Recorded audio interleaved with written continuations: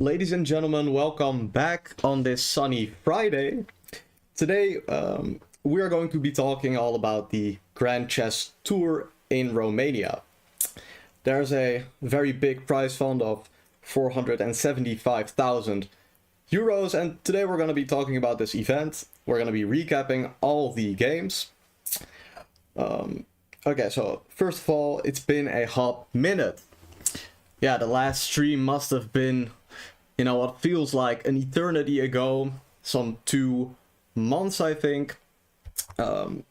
Now, unlike the, usual stream today, we're gonna be recapping the tournament, like I said.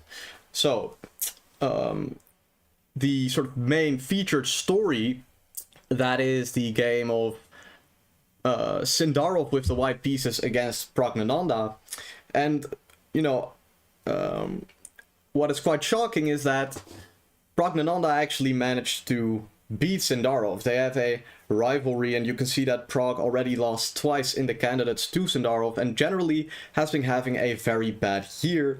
And also, we could see that in the first round, he played a not so great game. So, yeah, I'm gonna be recapping rounds 1 and 2, and, well, I think most of you already know that in the first round, all 5 games were drawn, so we're just going to very briefly have a look at one game only, which is relevant to the story, and we're going to, go into all the other games. Okay, then one more thing. I'm intending, with a strong emphasis on intending, ladies and gentlemen, to bring you a recap each and every day that this tournament is going on. Now, of course, there's no promise there, but we'll see. Okay, so let's get straight into it. Let's get straight into the first game, which is actually Fabiano Caruana with the white pieces against Anish Giri. Now, you would think, on first sight, that this would be a very interesting matchup. Anish Giri with the black pieces. He's been quite a hot player, since the candidates, where he had a tournament performance of some 2850 rating, something like that. And of course, Fabiano is quite a strong player as well. So let's see what these two super grandmasters bring us. Well, we get a Rui Lopez, and we get the Martial defense by Anish. Now, obviously, he's intending to meet the move c3 with the move d5, and going into the famous Martial gambit. Black sacrifices a pawn, but this has been kind of analyzed, all the way to a draw, and on the highest level, this really isn't the meta anymore. So Fabiano opts to do something else. He doesn't play the move c3, which is the main move, but instead he decides to play the move d3. And this is quite an interesting choice, because after this move d6, he decides to play a3. Now, this strikes me as an inferior version of a different variation, and we'll get into it in a second. So he plays knight a5, bishop a2, and c5. So look at this position, remember it. Now imagine if on this move, instead of the move rook e1, which Fabiano played, we got d3, b5, bishop b3, d6. Now here a pretty big theoretical tabia is to move a3, I believe, and after castles there is, the move h3, move knight c3, move bishop g5. But Fabiano, for some reason, decides to commit himself to the move rook e1 already, because he played it, all the way back here. So maybe he wasn't expecting the Martial, or maybe he was, and this was his prep, but it led him absolutely nowhere, ladies and gentlemen. So we get the move here. Wait 1 second. Yeah, like I said at the start, I'm gonna have some technical issues, of course. It's been a hot minute, so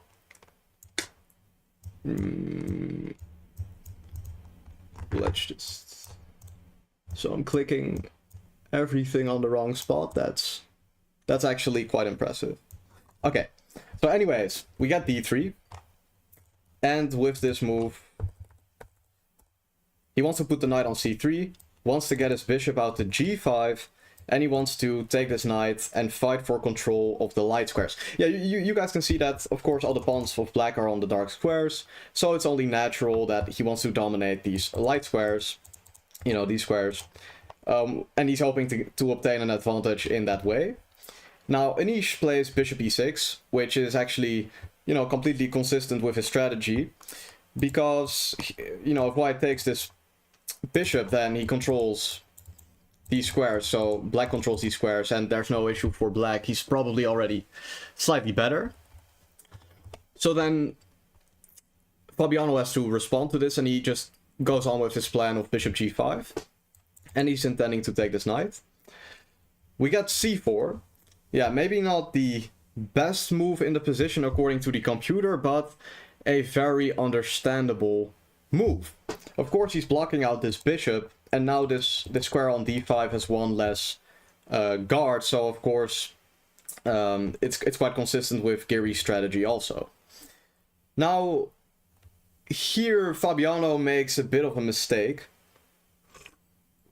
Yeah, he ends up playing this move b4. Now, this is a bit of a rash decision, you could say.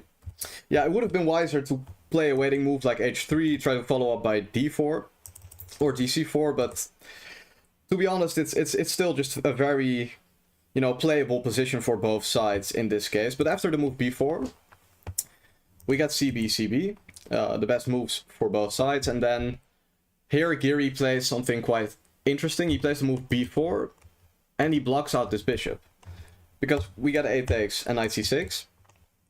And now this piece is kind of buried, you know, under these pawns. So it's quite unclear as to how Fabiano were to, or how he wants to continue, I should say. So he plays the move d4. And now this would be pretty good for white, because of course he's obtaining the center, threatening d5 and all the good stuff. But black has this great move, bishop to g4. So he pins the knight to the queen. Is that correct? Yes. And he fights for the control of the d4 square, because as you guys may have noticed, when b4 was played, the fight around the d5 square sort of isn't the most relevant thing in the world now. In fact, in this position, it's all about the fight for the d4 square.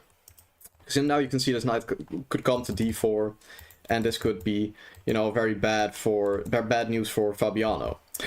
Now, this is quite an interesting moment. So we get the move bishop g4, like I just said, and well, the computer wants him to play h3 takes, queen takes, which is quite inhuman and very hard to explain. Yeah, the logic is basically founded that, you know, if he plays knight takes d4, eventually this bishop will get out, you know, either by bishop b1 or here, but mostly by b5 and b4. But of course, very sophisticated stuff. And the d5 square becomes, you know, critically weakened, as we just said, because he can now play bishop takes f6 and knight d5 after he moves, let's say, the queen to d3, you know, a move like rook b8. You'll see takes, knight d5, and, you know, apparently white has a slight edge in this position, but this looks, you know, kind of ridiculous, as this bishop is completely blocked in. So, okay, he doesn't quite do that, but instead he plays the move d takes into e5. Now this is quite understandable, and this is really Giri's chance to bite.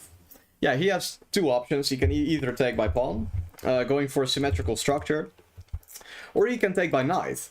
And, you know, taking by knight is quite a, at first glance, obvious choice, and then, but at the same time, this knight doesn't attack the b4 pawn anymore once it's on e5. So, essentially the point of this move is, of course, to attack the pin once more.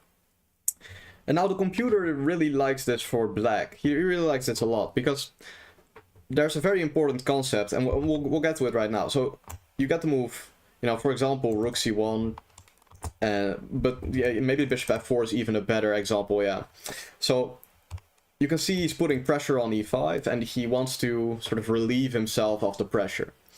Because white is under the pressure. He has this diagonal, or the spin, and he can't really get out of it, because the queen has no way to step out of this pin. He cannot go to any square that doesn't guard the f3 square, as then black would win a pawn. And, you know, if he goes to e2, the pin is still there, so he'd have to make two moves you know, like queen e2 and queen e3 in one go. Now, let's say he would have played bishop f4. Then here the most important part of this position, maybe what Geary missed, is that, you know, after knight takes f3, gf, white in fact has a slight advantage. Because he's, you know, he's still up a pawn and he has some pressure on this pawn, and his king isn't so weak as it looks, because there's really no pieces to attack that king. You know, it's gonna take, you know, bishop h3, knight h5, f5. It's gonna take a couple of moves. In the meantime, you know, you could see this bishop opening. But right here, actually, there is no reason to relieve the tension. So maybe this was what Geary missed, because, you know, almost any move here would be pretty good for black, as long as it just doesn't take on f3. So, for example, rook c8, rook c1, and I will move like queen b6, intending to win back the pawn on b4, and that would leave, you know, black with a slight advantage, leaving him something to play for. So yeah, I was a little surprised he didn't go for this, but instead we get d takes e5, and the game, you know, kind of fizzles out into a draw, because you can see he takes, d5 square gets weakened, so there's no real way for both players to make any progress. And yeah, you could see that this was, you know, kind of equal. It's opposite colored bishops on the same side, and neither party really has any weaknesses. You can see the f7 pawn is a little weak, but could be easily guarded by rook f8. So yeah, game goes on for some more moves, but it ends in a draw eventually. Okay, so that was the game, Fabiano against Anish. Pretty, you know, boring stuff actually. And now we're going to, let's say, the game, yeah, Wesley versus Jordan. As you can see, this was also a draw, so we'll quickly go through this one, as it actually was, you know, even more boring than the game of Fabiano versus Anish. Yeah, Jordan has this new idea. He puts the bishop on d3, targeting the king.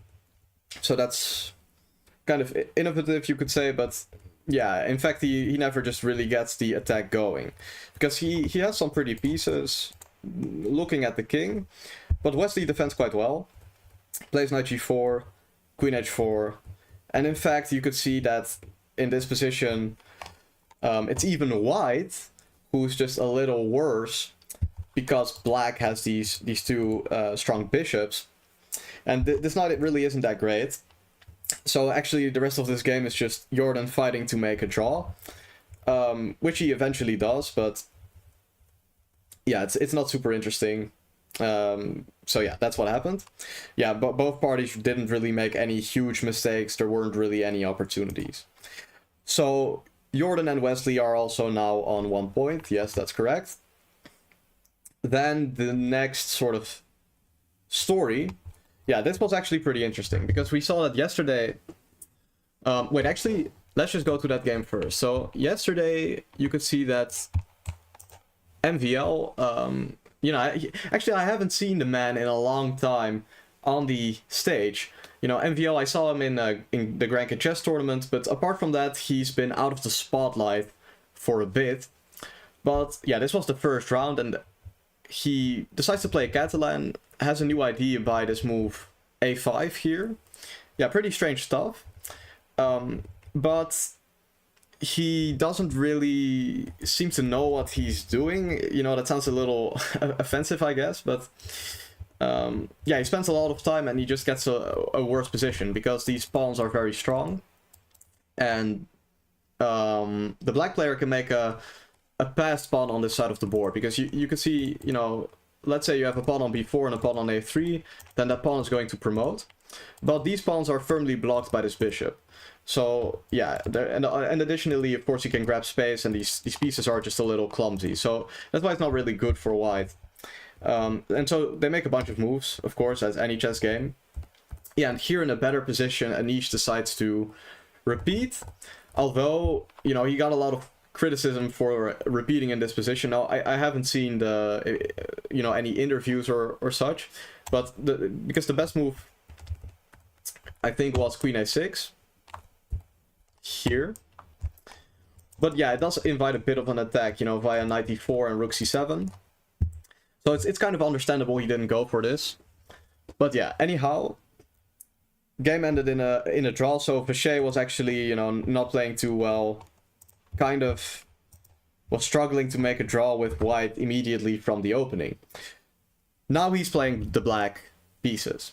And he opens up with his signature defense, the Najdorf variation of the Sicilian. And Firouzja, a man after my own heart. Yeah, not really, that doesn't know I exist. But anyways, plays the English attack. Now, of course, I have played this also. And he actually, yeah, he plays a position I've also had on the board. Plays long castles. Yeah, white has a variety of options here, you know, ranging from c4, bishop e2. But, okay, he goes for the long castles, bishop g7. And they play some theory. This has all been played before. I think Kramnik is the one who played this with the white pieces, you know, the first time, if I'm correctly, but maybe I'm, you know, just maybe I forgot, but okay. We got takes on c4. Yeah, so the idea in this position is that, you know, pretty controversially, he gives up his dark squared bishop, but in return, he gets a very good knight on c6, which blocks pieces from getting to the b file, because you can see that, you know, both rook b8 as well as rook a7 to get to the b file to pressure this aren't possible, because rook b8 you can take and rook a7 you can take also, so that's easy. And apart from that, he has a pawn majority on the queen side, so he can make a passed pawn in the future. Of course, in the very distant future, because the queens are on the board. So MVL is aiming to open up the bishop and get counterplay, just in that manner. So, okay, he plays a5, a4, rook e1. This is all sort of, I guess, it's just very standard stuff. It's not really theory, but, you know, there's really no further comment needed. Now we get queen e3, queen b7, and bishop b5. Now this is a pretty interesting position. Computer strongly prefers white. Why does the computer prefer white is the question. So, well, the first thing is of course that this play is all blocked on the b file, so there's really no counterplay for black, unless he plays this move e4, which he does. Right, opens up the rook, you know, gives the knight a purpose, and opens up the bishop. Very intuitive move. So yeah, I mean, taking this pawn is of course ridiculous. So there's two options for white. Now in this position, Firouzja, in my opinion, makes a pretty big mistake by playing this move f4. Now after this move f4, you can see that the best move for black is knight g4. After which MVL got some counterplay. Now the game goes on and it's still very interesting, but in this position, you know, if Firouzja asked himself, what does black want exactly? Maybe he would have come to this move h3. So he prevents any future knight g4s after the move f4. So any, you know, stupid move, okay, apart from here that you have concrete a tactic winning the game, you can now play f4, and there's no knight g4. So in the future you just play rook g1, g4. You can go after the pawns on the queen side. It's just a horrible position for black. And so after h3 he's kind of forced to take e takes f3, because, you know, if he plays any other move, like I said, f4 will come. And so he does that, or he doesn't, because obviously this didn't happen. But okay, queen takes f3. If he does that is what I meant to say, of course. And now you see this position where there's a very there's a key difference between the position after sort of with a pawn on f4 and with a pawn on h3, because in this case white controls the e file, and like I said, there's no knight g4 of course, so this knight really doesn't have any good squares. Now this bishop is aesthetically very pleasing, you know, behind the chain of pawns, but he's also not really doing anything. So you could see that he's just looking at his knight, he's not really accomplishing anything. So how does black make any progress against the white position? Because white has a pretty easy plan. He can first of all just play g4, g5, and then he can start targeting the pawns on the queen side, like I said. So yeah, this move h3 would really, you know, I wouldn't say sealed the deal, but it would have made it very, very difficult for MVL to come up with anything, I believe. But Firouzja doesn't play it, plays the move f4. Let's turn the board. So yeah, now we're looking at this from the black perspective. Yeah, because I feel when you look at the white perspective, maybe you sort of underestimate the black's counterplay a bit, because it looks like you've sort of closed up everything. But okay, so knight g4, queen a3, knight f2, rook d2, knight d3. Yeah, he chops off this knight, apparently not entirely preferred. And so now MVL is down a pawn, but has full compensation. Largely due to the fact that these pawns are really weak, and this bishop is way better than this knight. Yeah, as a famous master once said, there are no bad bishops. Now that's of course a dogmatic phrase, which isn't true at all, but that doesn't matter. So we get queen g1, knight takes a5. Yeah, now this move rook a8 is a mistake. And we're gonna flip the board again. Yeah, there's a pretty sick option here for Firouzja, which, you know, he understandably misses this. And it's very easy to sit with the engine and say, like, how didn't he see this move? But, you know, it's really out of the box thinking. So you could take your time, of course. But yeah, I'm gonna spoil it right now. So in the game, we got to move queen b5, guarding this knight.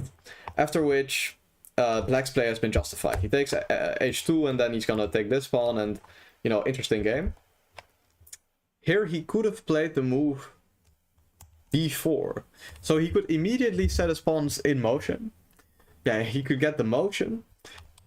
And there's no way for black to get to the white king.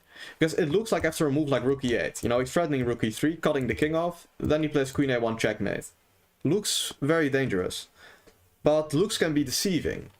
And so here he could play the move knight c4, guarding the e3 square. After which, strangely enough, there really is no play. And, you know, the best example is that after the move rook e1, setting up the battery, again threatening some type of checks and checkmate-ish, you know, possibilities. Here white can simply play a5 and walk with that king to even the c6 square, after which it will be supporting its own pawns in a strange turn of events. So yeah, I thought this was really funny. But Firouzja did miss it. We got to move queen b5, like I said. Now he takes the pawn, queen b4, guards that same pawn, h4. Yeah, now this position is equal according to the computer, but this really strikes me as pretty bad for white already. And the reason is that, you know, this pawn is pretty far advanced. And white doesn't really have any moves. Like, where's his motion? Where are his pieces going? He cannot move the queen to any great squares, because this knight is attacked. And if he moves the knight, then this pawn will be hanging again, and he can again not move the queen. So, queen moves are off limits. Well then, if he moves the rook, well, what does it really accomplish? The computer suggests this move rook e2, it takes the open file, which is admittedly very logical. But what does it really do? There are no sort of threats, there's no idea behind this move, except for just pure calculation by an engine. And so MVL plays the move f5, which is a mistake, but he had to, you know, play this move g5. Very interesting. Yeah, of course, again, he can try to make a passed pawn, but yeah, these pawns are pretty firmly blockaded, so this is some, you know, against some type of engine line. But he just takes, which is admittedly just very logical. He just gets rid of this pawn, as his king is super safe with his bishop around. Still, none of these pieces can move. So what is Firouzja really after in this position? It's quite difficult to see. So he plays knight b3, bishop h6, attacks the rook.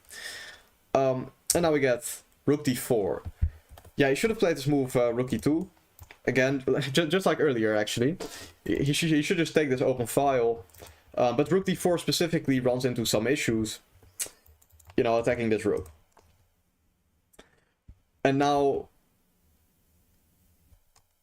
yeah, this pawn, of course, is also hanging, so that's just a very clear defect of the move rook d4. Yeah, I really wonder what Ferrugia was thinking here, actually. Because, of course, after the move, he attacks the pawn, so MVO guards it, and then next move he takes this. So, yeah, he just got a best pawn on the 4th rank. So, yeah, you guys could watch the press conference. I don't have time for that. No, I don't know. I didn't watch it yet, so... You know, as of course the rounds just all ended. But okay, yeah, so bishop g5. And, you know, in short order, actually, he just makes a queen.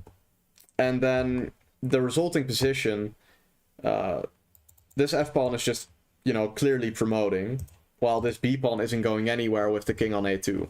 And so this was just, you know, played pretty easily by MVL. Yeah, not really anything interesting happening.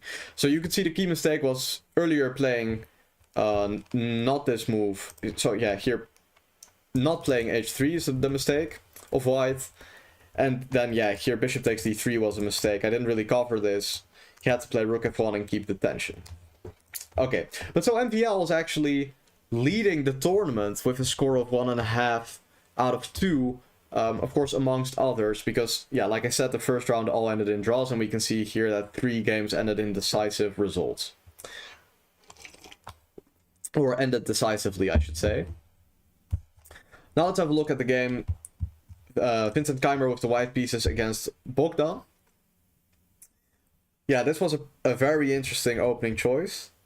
One which Bogdan certainly didn't predict.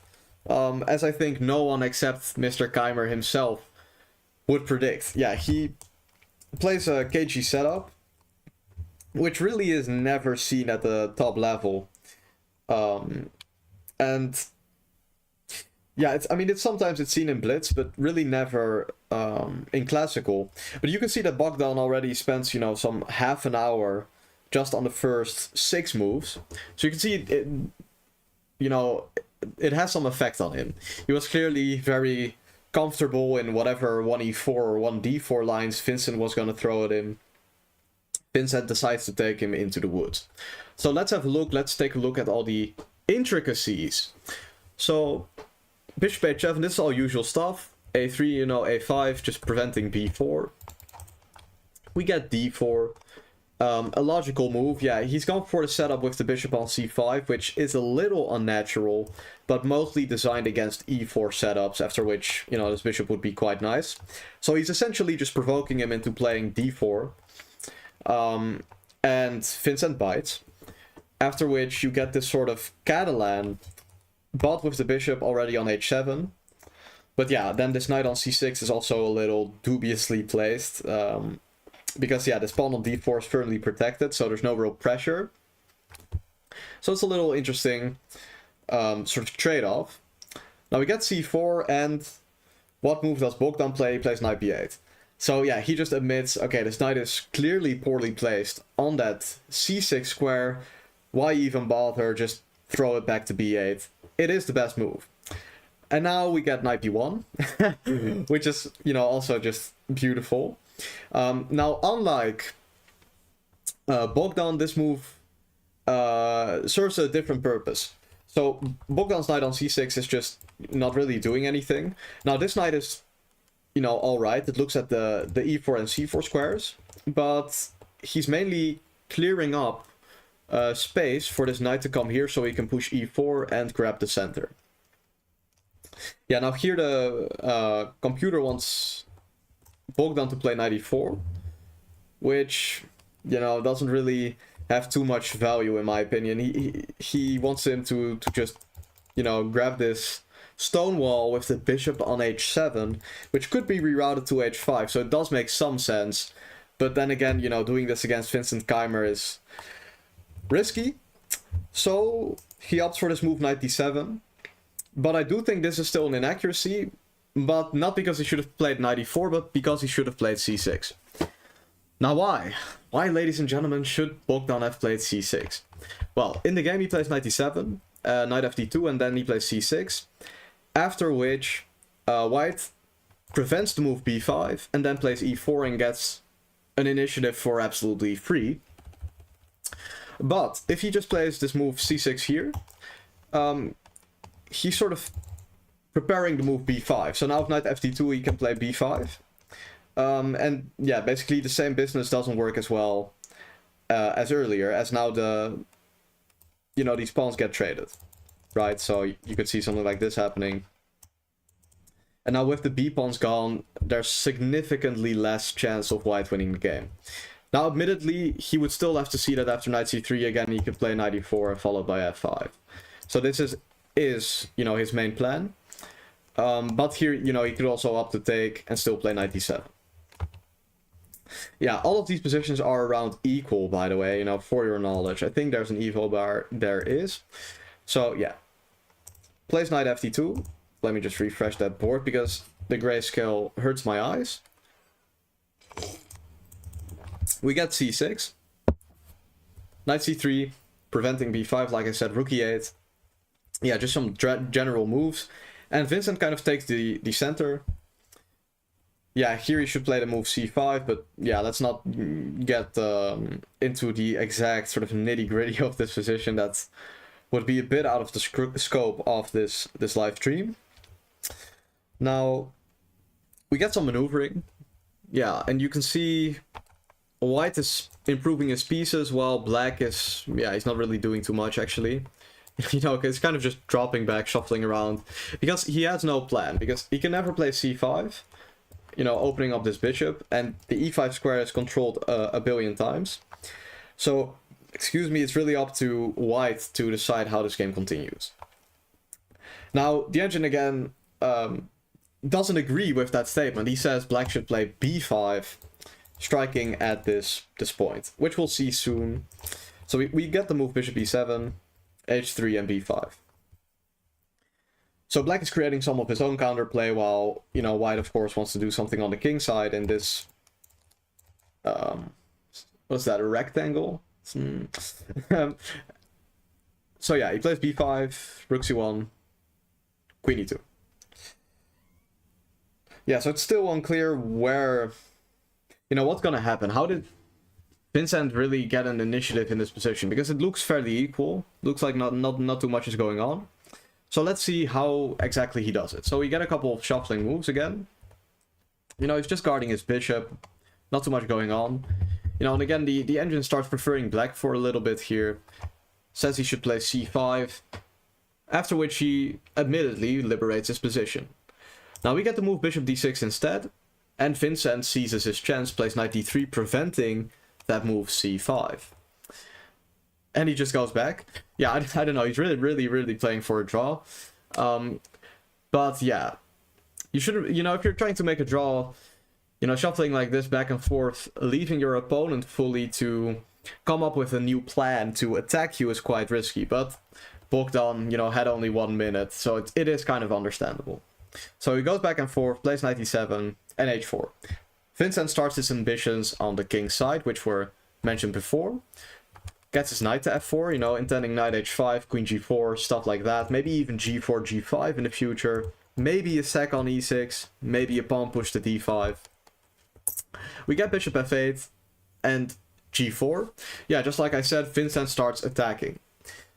A very practical choice, by the way, because this is the 38th move. Yeah, I'm not a native speaker, so 38. That might be like the worst thing to pronounce, ever. In the entire English language, that might be the worst thing. But anyhow, the 38th move, he starts posing him some questions. Yeah, some of you may have read this book called Endgame Strategy, a very great book by Michal Shereshevsky. And in this book, he essentially says that, around move, 40, slightly before that, people unironically get cortisol spiked. That's actually a real thing. And they, you get all stressed. You're trying to make it to the time control. You're trying to just get those moves in. And Bogdan is in time trouble.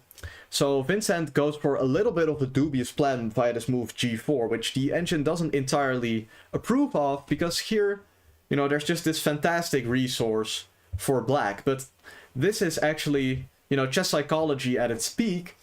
He should play the move rook b3, sacrificing a clean pawn, playing c5. He's opened up his queen. He's gonna open up his bishop. and he gets all active. Now, if you were to give this position to Bogdan with, let's say, 40 minutes, he probably would come up with such a move, like rook b3. But right before the time control, he wasn't really ready to take the risk. And this really cost him a lot. Because he plays, you know, this random move, bishop d6. We get knight h5 and bishop f8. So he just shuffles back and forth, move 39, and now c5. Vincent says, just like before when we remember that he played knight d3 to prevent c5. Now again, Vincent prevents c5. He says, you've had your chance, now it's my time to shine. So you can see that white is pretty far with his ambitions on the king side, while black has the open file, but no pawn play, no dynamic play, no motion. And we get g6. You know, slight inaccuracy, but it's not really the main mistake or anything. And now he does play rook b3. So after the time control, he gets his wits about him and plays the move. But now it's not as good as before, because he's given white some consolidating moves. White has played c5, so this counterplay isn't quite there like it should be. And so we get not takes, actually. Yeah, well, so that's kind of surprising. Okay, if you take... Yeah, black still does have comp. It's pretty difficult, you know, to assess this. But... well, this pawn is hanging. He's got a great square on d5 for his knight. Additionally, the bishop has a great square on g7. The white attack is kind of gone now, because this is pretty firm. So, like, let's say he plays g5. This pawn structure isn't getting attacked anymore. And so, yeah, black's pieces all have knight squares. This bishop is kind of dead, so it's kind of natural to see the compensation in this position. Now, here, for some reason, the engine prefers rook c4. Now, this one is actually just so sophisticated. I actually don't know why he does prefer this move. so we're not going to talk about it. It's that easy. So he plays h5, which is very understandable, softening up the structure. Now, here, Bogdan makes a, you know, kind of a mistake which I don't really understand. Yeah, he plays this very unnatural move. He plays g takes h5, just opening up his king, and this really led him into a very dark path, which he wasn't able to make it out of. Yeah, instead, after h5, you know, he should have just taken this and played bishop g7, and, you know, of course this pawn structure looks a little soft. Could imagine something like this happening, but now that he's played bishop g7, he gets the f8 square and can just guard. And actually not too much is going on in this position, and, you know, a draw would have been the most likely outcome, in my opinion, in this position. Because, yeah, white really doesn't have too much going for him. Of course, he has a little bit more space, he can get the open file, just a little bit of nagging pressure, but nothing to really seal a said deal. But he plays g takes h5 and just opens up his king after thinking for some 20 minutes. So yeah, again, around move 42, so after the 40th move, most of the mistakes happen. Okay. Rook takes, a takes, rook c3, intending to bring the rook around, of course, and just keeping the queen on the king side. Now d5, again, just a great move. Opening up this bishop and really, you know, preparing for the final assault. And so we get e takes d5, and that's a mistake. And now you can see that all of white's pieces have been included into the attack. So it went very fast. This g takes h5 is just way too greedy. Way too greedy. With this, you know, putting a pawn on h4, it's just not good. I guess maybe he underestimated the d5 move here. Opening up the bishop. It's sort of hard to see that in advance, I suppose. But, you know, on the other hand, the queen is on a8. So the queen can never help in the defense. Now the pawn on h6 is hanging. And all of white's pieces are going towards the king. So, in fact, it's very logical. So, yeah, I don't know what he missed. But we get rook f3, rook e3. And now rook e6. Yeah, just a beautiful finish to this game. And he was left you know, with resignation. So Vincent Keimer also leading the tournament with 1.5 out of 2. Leave. Okay. And now we've covered all the noise, all the fluff. We're going straight into the main story of the day. So, e4, e5, knight f3. It's Jahangir Sindarov versus Praggnanandhaa. Praggnanandhaa has the black pieces. Let's go. So we get an Italian opening. c3, knight f6, d4.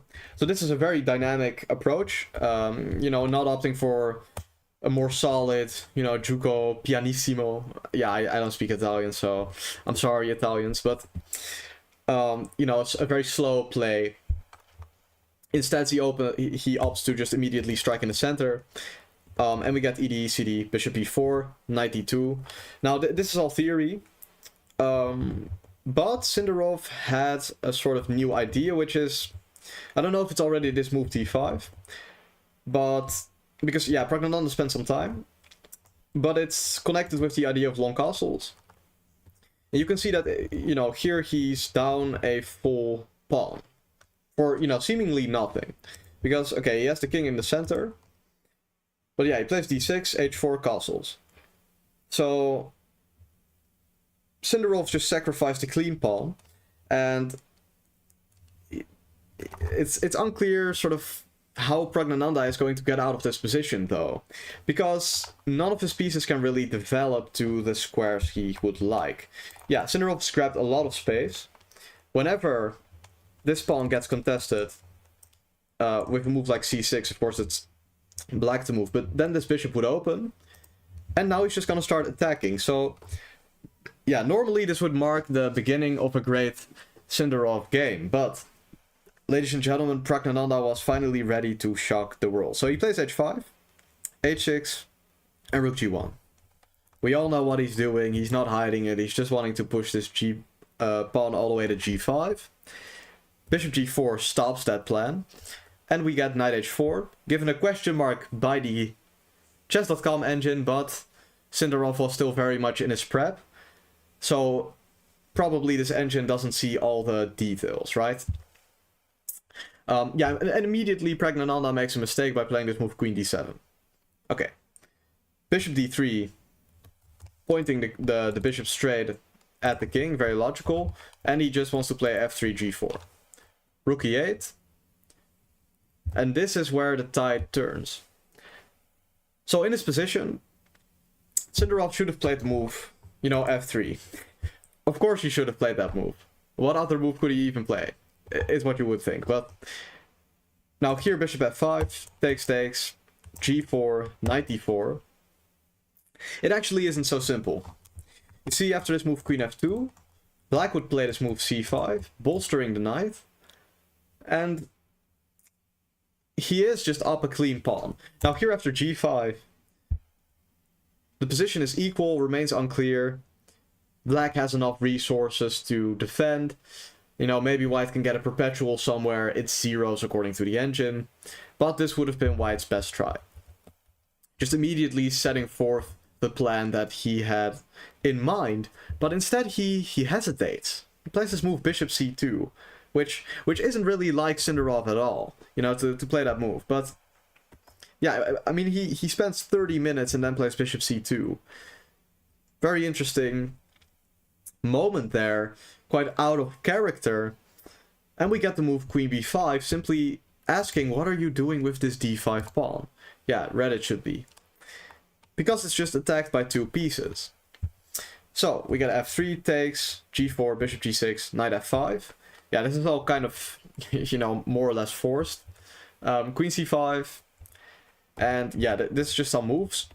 And now, knight takes h6. So, in this position, you know, we can again flip the perspective. White is just down a solid 3 pawns. So, he doesn't really have anything if he's not going to checkmate. Right? Like, if black could only have a few more moves to consolidate this position, then white could safely resign. And so he has to sacrifice this knight on h6, g takes, bishop takes, rook c1 in between move. Yeah, the reason is that if he immediately takes, you know, threatening all sorts of checks and mates, you know, rook h7, rook h8. Here, there's a great defensive move, queen d4, trying to block the queen, you know, just like this, by queen g7, after which black is winning the game because he's just up a knight, and there's no immediate checkmate. So, we get rook c1, queen b5, queen takes h6. Now this looks, of course, very scary for for black, because he's almost checkmated.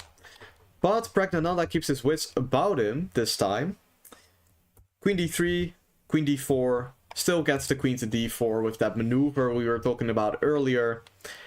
And yeah, he's just, you know, there's no clear way for Sindarov to get in that final sort of jab. So, queen h7, king f8, queen g6.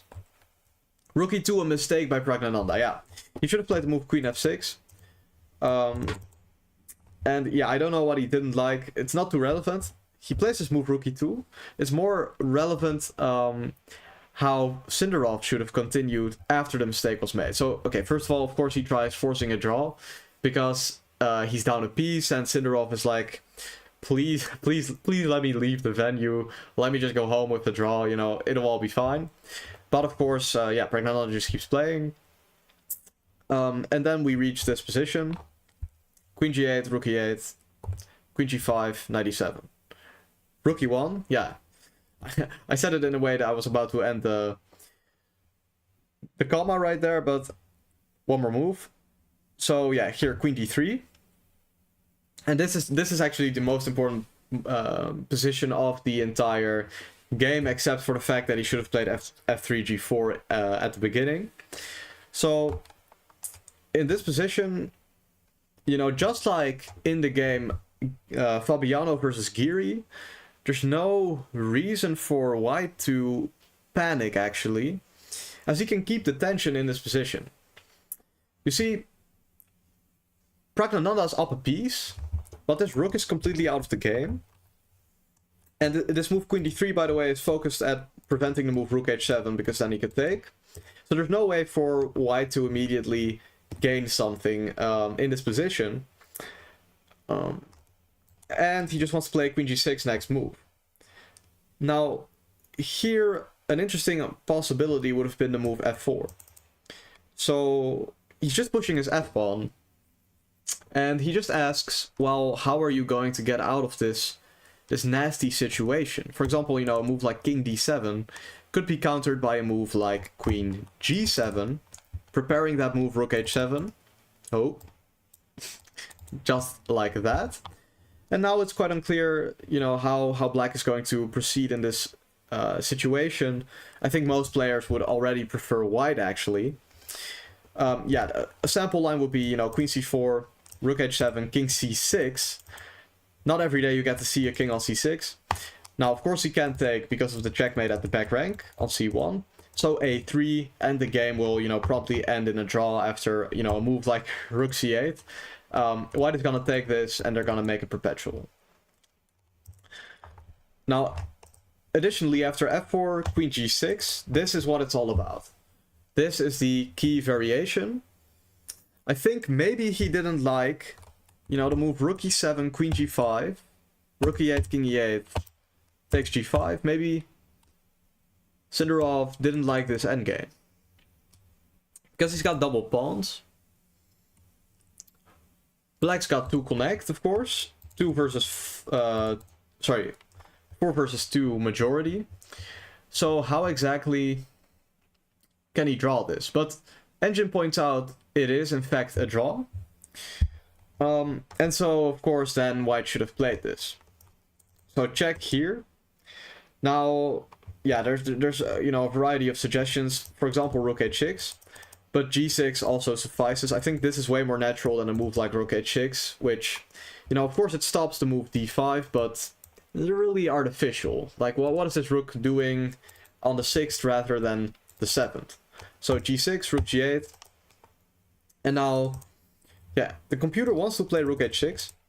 g7, he says, okay, the king is coming, and you're going to lose. Because Yeah, when the king gets to g6, he takes this pawn. Yo, there's a fly here. Anyway, and then of course, you know, it's again a 4 versus 2, easily won.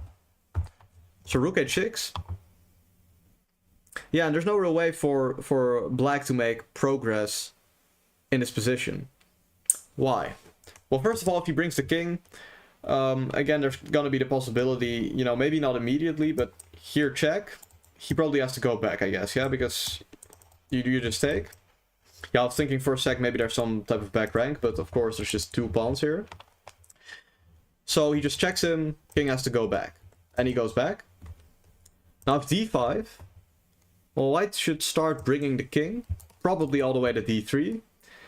And, you know, the threat of these pawns advancing actually keeps this in the balance. Now that I think about it, probably rook h6 is the thing that he missed. You know, this very unnatural move. This very strange concept, which I really haven't seen elsewhere, now that I really think about it. So, okay, that's quite interesting.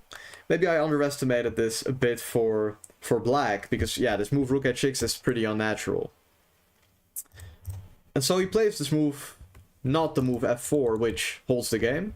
Plays the move rook e3, and now we get queen g6. And now, where exactly is the compensation for white? Praggnanandhaa just plays rook b8. And still, to me, you know, it seems kind of unclear. Because still there's a rook on b8. Maybe the pawn can be pushed all the way to the f5 or something. But yeah, Praggnanandhaa wins this in short order. a6, b5, queen f7. There's no way for white to make any progress. Plays knight d5 and rook b6.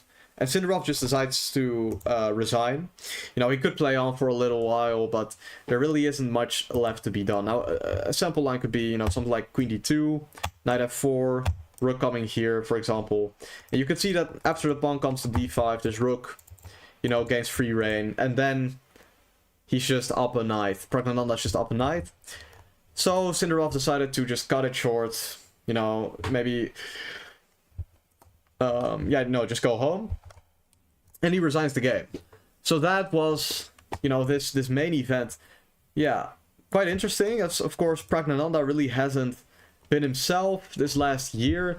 Maybe this could be the start of a sort of comeback. Or maybe he will just, you know, end up playing his usual performance. But either way, it will be an interesting story in the next, you know, coming days. So I'm quite happy about that, because yeah, there is a bit of a content drought, to be honest. There's no candidates, no world championship match. Like, what am I making videos about? So okay, yeah, I think that does mark the end of the recap. I've covered each and every game of the second round, and of the first round, as you can see, you know, all 5 draws, pretty boring stuff. And then tomorrow we'll see what's gonna happen. Sindarov with black against Faché, who just won. Although, you know, a very interesting Najdorf game. Could definitely go both ways. We see Firouzja with black versus Kiri. Pretty interesting also.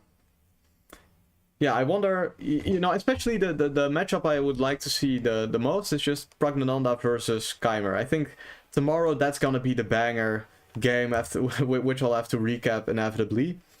So on that note, you know, we'll see tomorrow if that prediction comes true.